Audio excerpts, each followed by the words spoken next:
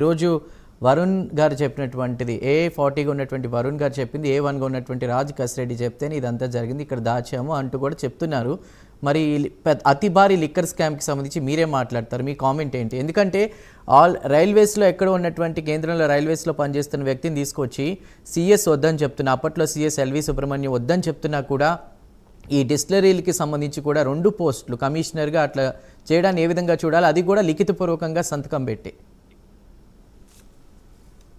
సత్యప్రసాద్, ముందుగా ప్యానల్లోని పెద్దలకి, రాష్ట్ర ప్రజలకి, మీకు శుభ సాయంత్రం. మానవుడే మహనీయుడు, మనిషే దేవుడు, సత్యమేవ జయతే. ఇక విషయానికి వస్తే, సహజంగా ప్రభుత్వం మారినప్పుడల్లా ప్రతిపక్షాల మీద సిట్లు వేయటం, ప్రతిపక్షాల మీద కేసులు బనాయించటం మనకి రాజకీయ పార్టీలు వచ్చిన దగ్గర నుంచి జరుగుతూ ఉన్నాయి. ముఖ్యంగా కూటమి ప్రభుత్వం వచ్చిన తర్వాత ఈ 13 నెలల కాలంలో ప్రతిపక్షాల మీద ఒక రెడ్ బుక్ రాజ్యాంగంతో పెట్టని వారం, కేసులు పెట్టని వారం లేదు, కేసులు పెట్టని రోజు లేదు. పరిపాలనలోకి వచ్చి సహజంగా ఎవరైనా పరిపాలన చేస్తూ చట్టం తన పని తను చేసుకుపోతుంది, దోషులు ఎవరైనా ఉంటే శిక్షలు వేస్తూ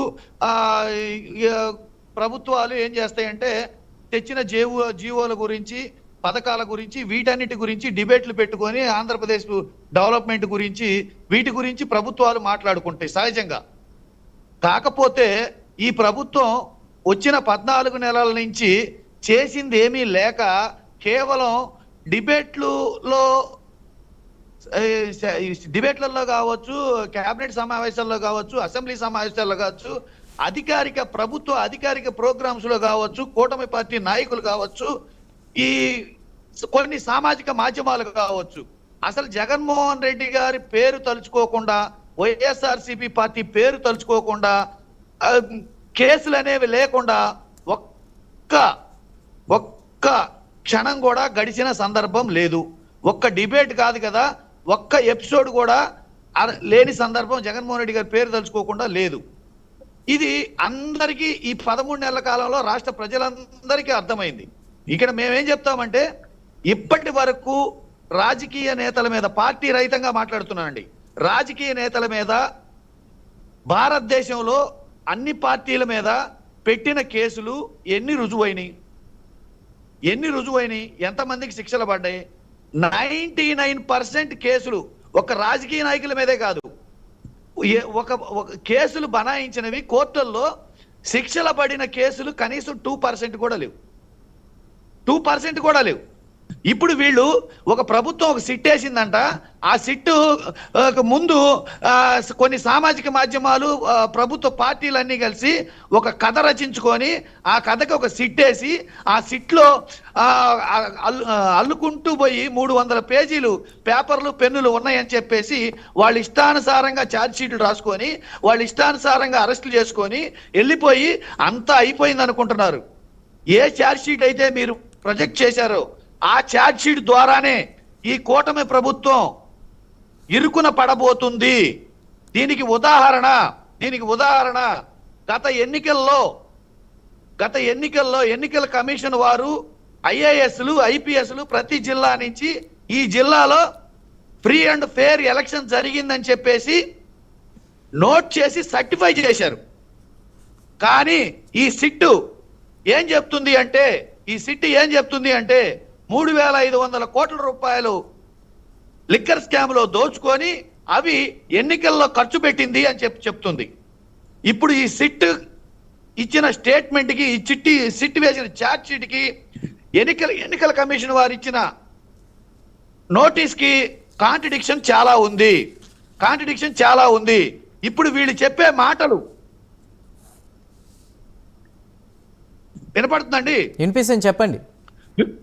వీళ్ళు చెప్పే మాటలు ప్రతిదీ కోర్టులలో నిరూపించుకోవాలి. ఛార్జ్ షీట్ వేయగానే పండగ అయిపోదు, ముందుంది ముసళ్ళ పండగ. ఛార్జ్ షీట్ వేయగానే అయిపోయిందని వీళ్ళేదో అందరినీ దోషులుగా మాట్లాడేస్తున్నారు. దయచేసి ప్యానల్లోని పెద్దలకి నా విన్నపం ఏంటంటే, రాబో రోజుల్లో ఇది తిరుపతి లడ్డూ కేసులాగా ఇప్పటి వరకు ఫెయిల్ అయిన కేసులు, ఈ కూటమి ప్రభుత్వం పెట్టిన కేసుల్లో ఫెయిల్ అయిన కేసుల్లాగా ఈ లిక్కర్ స్కామ్స్ కేసు కూడా ఫెయిల్ అయ్యి బౌన్స్ బ్యాక్ అవ్వబోతుంది. రైట్. ఎందుకంటే వీళ్ళు 11 కోట్ల రూపాయలు డబ్బు సీజ్ చేసేమంటున్నారు. వెంకటేశ్వర రెడ్డి గారు ఒక ప్రశ్న. విజయానంద రెడ్డి గారి. వెంకటేశ్వర రెడ్డి గారు ప్యానెల్లో ఉన్న సభ్యులు కాదు, చెప్పండి. ప్యానెల్లో ఉన్న సభ్యులు కాదు, ఆంధ్రప్రదేశ్ బీజేపీ అధ్యక్షులు మాధవ్ గారు ఒక కామెంట్ చేశారు. జగన్ ఖచ్చితంగా అరెస్ట్ అవబోతున్నారు, మేకపోతే గాంభీర్యం ప్రదర్శిస్తున్నారని కామెంట్ చేశారు. దానికి మీ సమాధానం ఏంటి? అరెస్టు ప్రతిపక్షాలకి, ఈ దేశంలో ప్రతిపక్ష నాయకులకి ప్రతిపక్ష పార్టీలకు కొత్త. మా జగన్మోహన్ రెడ్డి గారు 16 నెలలు జైల్లో ఉన్న తర్వాత అక్రమ అరెస్ట్ చేసి ఛార్జ్ షీట్లు కూడా ఫైల్ చేయకుండా జైల్లో ఉన్న తర్వాత మేము 11 ఏళ్ళు ప్రతిపక్షం అనుభవించి అధికారంలోకి వచ్చిన వాళ్ళం. మీ అరెస్టులు, మీ బెదిరింపులు, మీ కేసులు వైఎస్ఆర్సీపీ పార్టీని కానీ, వైఎస్ఆర్సీపీ నాయకుల్ని కానీ, వైఎస్ఆర్సీపీ కార్యకర్తల వెంట్రుకలు కూడా రాలవు. ఎవరు భయపడేవాళ్ళు లేరు. అరెస్టులకు భయపడాలని అనుకుంటే మీరు అరెస్టులు చేస్తే మీరేదో అనుకుంటున్నారు. మేము ఒక్కటే చెప్తున్నాం, మీరు పెట్టే ప్రతి కేసు న్యాయస్థానాల్లో రుజువు చేసుకోవాలి, ప్రతి సాక్ష్యం న్యాయస్థానాల్లో రుజువు చేసుకోవాలి. ఆల్రెడీ రాజకేష్ రెడ్డి అఫిడవిట్ దాఖలు చేశారు. ఆ 11 కోట్లకి నాకు ఎటువంటి సంబంధం లేదు, విజయానంద రెడ్డి గారికి అనేక వ్యాపారాలు ఉన్నాయి, ఆ డబ్బులకి నాకు ఎటువంటి సంబంధం లేదని అఫిడవిట్ దాఖలు చేశారు రాజకేష్ రెడ్డి గారి తరపు న్యాయవాదులు. ఇప్పుడు ఎక్కడో డబ్బులు పట్టుకుంటే దానికి ఏదో లిక్కర్ స్కామ్ లింక్ కడితే అవుతుంది అనుకుంటే మీ భ్రమ. మీరు కథ 300 పేజీలు కదలినంత మాత్రాన, ఇంకో 400 పేజీలు కదలినంత మాత్రాన ఆ కథలన్నీ న్యాయస్థానాల్లో రుజువు చేసుకోవాలి. ప్రతి సాక్ష్యం న్యాయస్థానానికి వచ్చి చెప్పినప్పుడు మాత్రమే అవి ఫైనల్ అవుతాయి. న్యాయస్థానాలు నిర్ధారించిన తర్వాతే దోషులు అవుతారు తప్పితే సిట్టు పెట్టే కేసుల వల్ల దోషులు అవుతారు అనుకుంటే చంద్రబాబు నాయుడు గారు ఆల్రెడీ బెయిల్ మీద బయటకు వచ్చారు. ఇదే లిక్కర్ స్కామ్ లో చంద్రబాబు నాయుడు గారు బెయిల్ మీద ఉన్నారు. ఆ విషయం గుర్తుపెట్టుకోవాలి. ఆ విషయం ప్యానెల్లో సభ్యులందరూ గుర్తుపెట్టుకోవాలి. ఆయన నిర్దోషిగా బయట లేడు, కేవలం బెయిల్ మీద బయట ఉన్నారు. అది ఆ విషయం గుర్తుపెట్టుకోవాలి.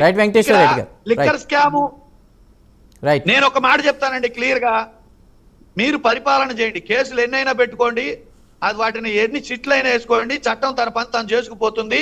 మీరు మాట్లాడాల్సింది ఏంటంటే ఆంధ్రప్రదేశ్ ప్రజలకి ఏమి హామీలు ఇచ్చారు, ఆంధ్రప్రదేశ్ లో పరిపాలన ఎలా జరుగుతుంది, ఆంధ్రప్రదేశ్ కి ఇప్పటి వరకు అప్పులు ఎందుకు తెచ్చారు, ఈ అప్పులు ఎక్కడ ఖర్చు పెట్టారు, ఏం చేశారు, అసలు ఇంతవరకు లాంచ్ అయిన కంపెనీలన్నీ, వాటి వివరాలేంటి, ఏమి పెట్టుబడులు తేగలిగారు, వీటన్నిటి గురించి మీరు ఇచ్చిన హామీలు ఎంతవరకు నెరవేర్చగలిగారు, వీటి గురించి డిబేట్లు పెట్టుకుంటే ఆంధ్రప్రదేశ్ ప్రజలకి వీటికి ఉపయోగకరంగా ఉంటది. అది కూటమి ప్రభుత్వం అధికారంలోకి రాకముందు చెప్పిందే ఆంధ్రప్రదేశ్ లో గత 5 సంవత్సరాల్లో ప్రజలు ఇబ్బందులు పడ్డారు, వైఎస్ఆర్సీపీ ప్రభుత్వం దాచుకుంది, ప్రజల్ని ఇబ్బంది పెట్టింది, 5 సంవత్సరాల్లో జరిగినటువంటి ఆ డ్యామేజ్ 1 year లోనే మేము ప్రజల ముందు పెట్టామని చెప్పి వాళ్ళు చెప్తున్నారు అధికారంలోకి వచ్చాక. రైట్, మళ్ళీ నేను మీతో మాట్లాడతాను. అంకమరావు గారు మీరేమంటారు? ఇప్పటికే ఒక నిమిషం వెంకటేశ్వర రెడ్డి గారు, వేరే వాళ్ళకి కూడా